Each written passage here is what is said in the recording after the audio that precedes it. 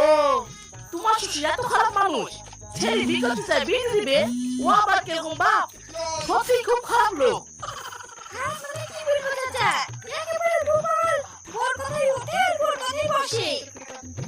ও বুঝলাম, চলো।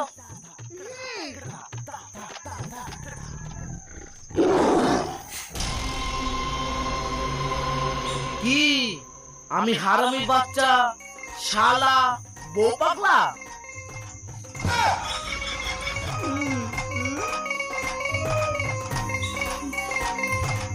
আসসালামু আলাইকুম শ্বশুর আব্বা।